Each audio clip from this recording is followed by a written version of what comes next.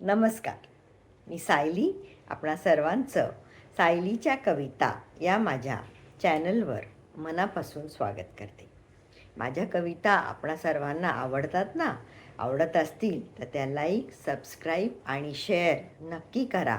त्यामुळे मला नवनवीन सुंदर सुंदर व्हिडिओज बनवण्याची प्रेरणा मिळते आणि मग मी अजून छान छान कविता आणि अजून छान छान व्हिडिओज बनवते. तर आजचा कवितेचा विषय आहे समीरचा गृहपाठ. कुठल्याही लहान मुलांना अभ्यास गृहपाठ हे करायला अजिबात आवडत नाही. शाळा ते कसे बसे करतात, पण गृहपाठ म्हणजे घरी आल्यानंतर पुन्हा अभ्यास करायचा हे त्यांना मुळीच पटत नाही. तर असाच एक समीर नावाचा मुलगा आणि त्याच्या गृहपाठाबद्दल असणाऱ्या कल्पना हे सगळं मी माझ्या शब्दात मांडण्याचा प्रयत्न या कवितेत केलेला आहे. तर आपण कवितेला लगेचच सुरुवात करूया. कवितेचं नाव आहे समीरचा गृहपाठ.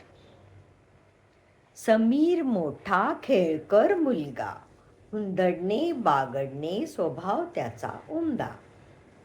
समीर मोठा खेळकर मुलगा, हुंदडणे बागडणे स्वभाव त्याचा उमदा. सगळं काही सांगितलेलं ऐकायचा तो छान, सगळं काही सांगितलेलं ऐकायचा तो छान.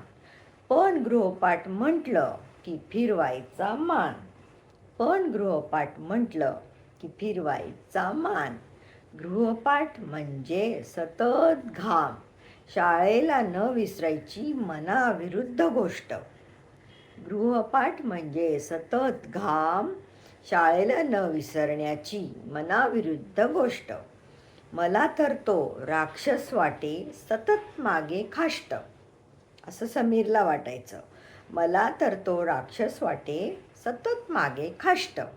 जर माझ्याकडे असता जादूचा दिवा, जर माझ्याकडे असता अल्लादीनचा जादूचा दिवा, सांगितला मी असता त्याला एकमेव धावा, सांगितला मी असता त्याला एकमेव धावा.